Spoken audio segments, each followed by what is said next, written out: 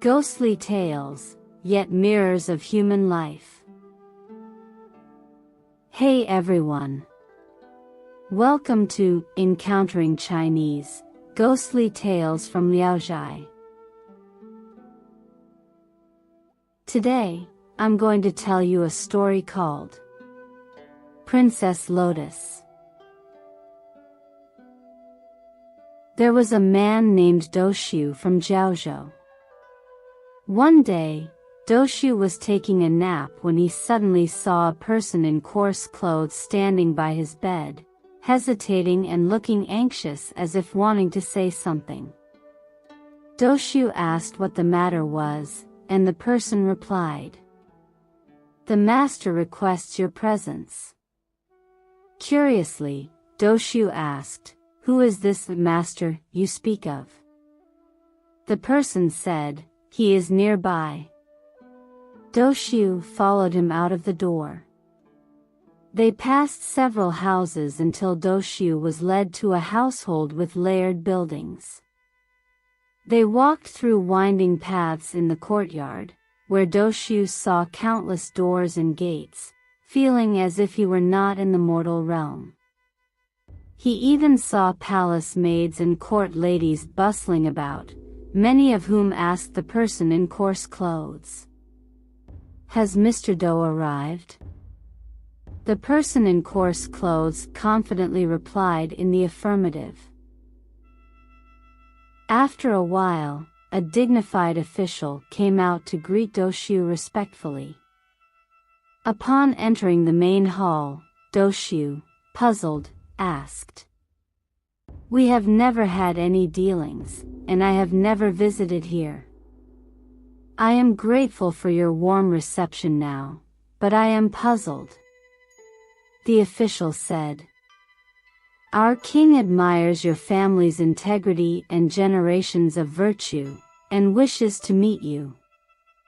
Doshu asked in even greater astonishment, "And who is this king?"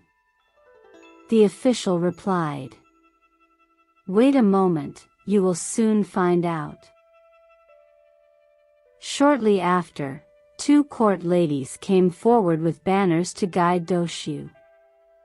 Passing through successive palace gates, he saw the king sitting in the center of the great hall. The king saw Doshu entering the hall and walked down the steps to greet him, following the protocol of host and guest meeting. After exchanging formalities, they proceeded to a richly laid banquet. Doshu looked up and saw a plaque hanging in the hall inscribed with the characters, "Gui Mansion." He felt uneasy and unsure of what to say. The king said, "That we could become neighbors shows our deep connection. Today, you should drink freely and without worry, casting aside fear and hesitation." Doshu repeatedly agreed. After several rounds of wine, music of pipes and strings filled the grand hall with elegant and delicate tones, without the need for drums or gongs. After a brief pause, the king suddenly looked at his ministers on both sides and said, "I will give you the first line of a couplet, and you must provide the second." The first line is, "The talented lady ascends to Gui Mansion." People present were contemplating, and Doshu responded, "A nobleman loves the lotus flower." The king was greatly pleased upon hearing this and exclaimed, "Indeed remarkable. Lotus is precisely the princess's nickname. You two seem to be a perfect match. Could this be fate from a previous life? Convey my message to the princess. She must come out and meet this gentleman." After some time, the sound of tinkling ornaments heralded approaching footsteps, accompanied by the rich fragrance of orchids and musk. It was the princess who had arrived. About 16 or 17 years old, she was extraordinarily beautiful, unmatched by anyone. The king instructed the princess to bow to Doshu and said, "This is my daughter, Lotus." After exchanging greetings, the princess departed. Doshu, deeply moved upon seeing the princess, sat there absent-mindedly, lost in his thoughts. When the king raised his cup to toast, Doshu did not seem to notice at all. The king seemed to sense Doshu's feelings and said, "My daughter and you seem to be a good match, but I feel ashamed as we are not of the same kind. What should we do?" Doshu felt conflicted and captivated by the princess, oblivious to the king's words. Someone sitting nearby nudged him and said, "Didn't you see the king inviting you to drink? Didn't you hear the king speaking to you?" Doshu, feeling ashamed and confused, excused himself from the table, saying, "Thank you for your hospitality. I seem to have inadvertently drunk too much and behaved improperly. I hope you can forgive me. It is late now, and the king must be tired. I must take my leave." The king stood up and said, "Meeting you has brought me great joy. Why are you in such a hurry to leave now? If you still have thoughts about this place, I will naturally invite you again." With that, he ordered a eunuch to escort Doshu out. On the way, the eunuch said to Doshu, "Just now, the king seemed to imply a marriage proposal between you and the princess. Why did you remain silent?" Doshu regretted deeply upon hearing this, lamenting with every step he took, and returned home in this manner. Suddenly, Doshu woke up, with the sunset fading. Sitting in the dim light, he repeatedly recalled everything vividly. After dinner, Doshu extinguished the lamp and went to sleep, hoping to relive old dreams. Yet the old dreams were elusive, leaving only regrets and sighs.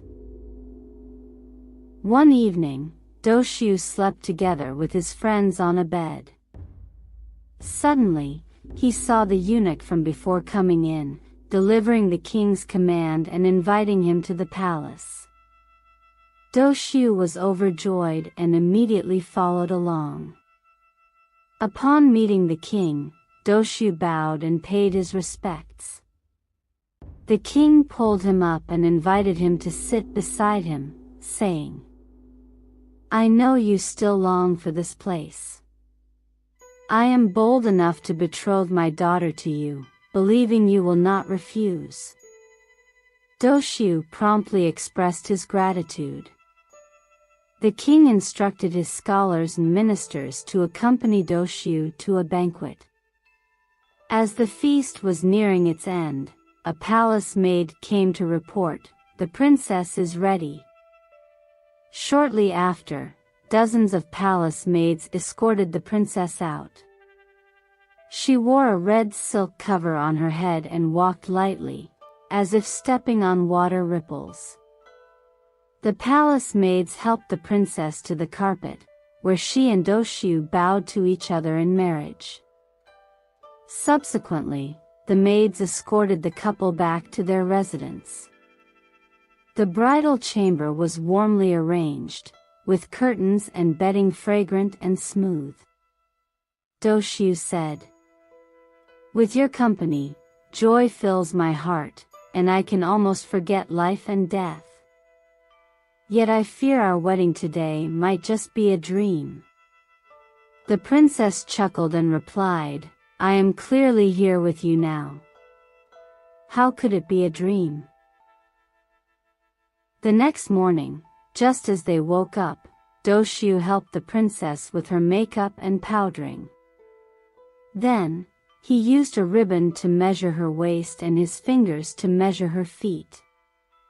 The princess laughed and asked, "Are you mad? Doshu said.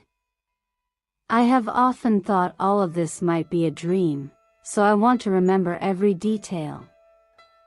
Even if this is a dream, remembering the measurements of your waist and feet will allow me to cherish you always. While they were still joking and laughing, a palace maid rushed in and said, A monster has entered the palace gates, and the king has already taken refuge in the side hall. Disaster is imminent. Doshu was shocked and hurried to see the king. The king took Doshu's hand, crying as he said, You do not reject us, and we also wish to be forever in your favor. But today calamity strikes unexpectedly, and the fate of the country is about to end. What shall we do? Doshu asked in astonishment why he said that. The king handed Doshu a memorial on the table. The memorial read, The grand scholar of the containing fragrance hall, Minister Zhai, has recently discovered extraordinary and unusual phenomena. He requests the king to relocate the capital early to maintain the vitality of the country. According to reports from the Yellow Gate officials, from the 6th day of the 5th month, a 1,000-foot-long giant python has entered the capital. It now lurks outside the palace, having devoured more than 13,800 people, both officials and civilians alike. Wherever it passes, palaces and towers turn to ruins. I, with courage, went to investigate and indeed saw this monstrous python. Its head is like a mountain, eyes like seas. When it raises its head, it can swallow palaces whole, and when it stretches, it can collapse walls and buildings. This is truly an unprecedented calamity, a disaster not seen in 10,000 years. The fate of the nation is at stake. Please, Your Majesty, lead the palace and your family members swiftly to the land of joy. After reading the memorial, Doshu turned pale as ash. Immediately, a palace maid ran in and reported, The monster is here.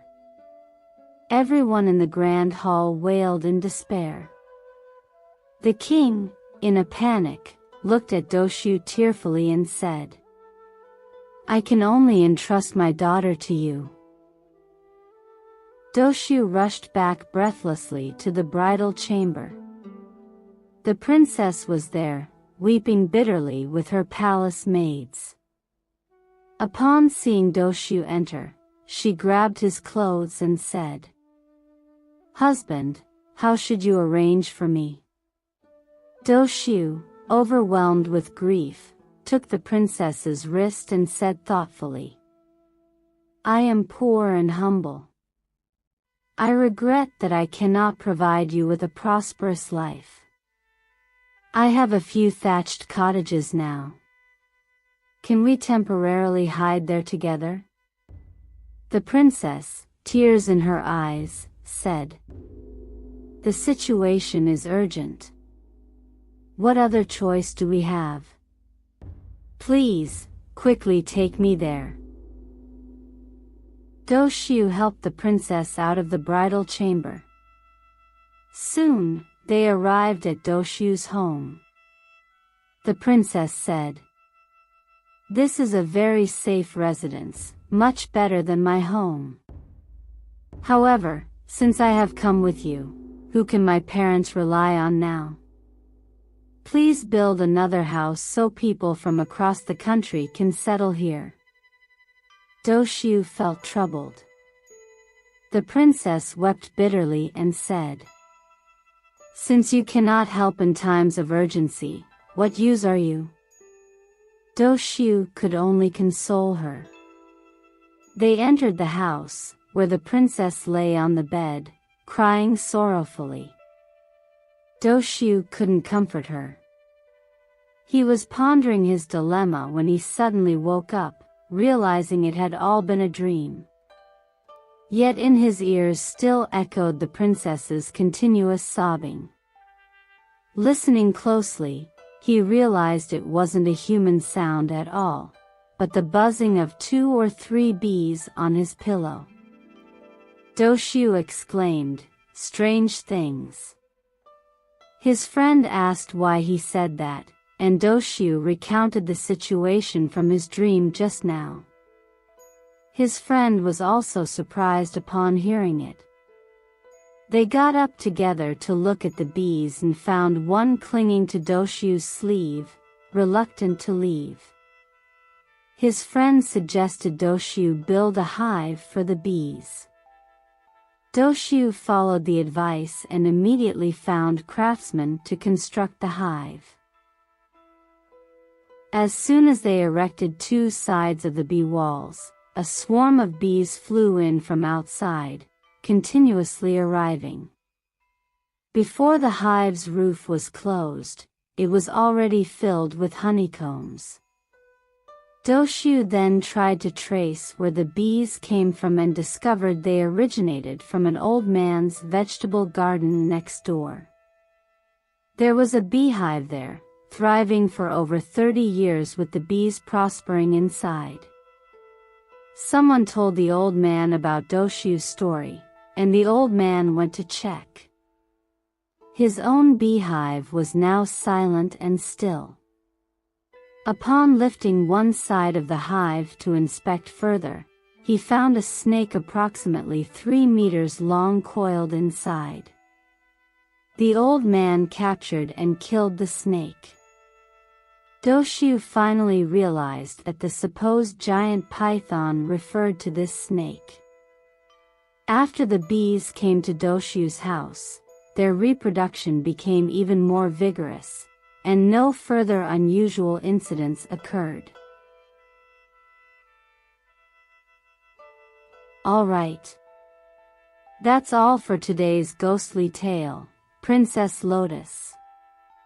If you enjoyed it, please give it a thumbs up and subscribe. Please also encourage everyone to comment and share more. We'll see you in the next episode.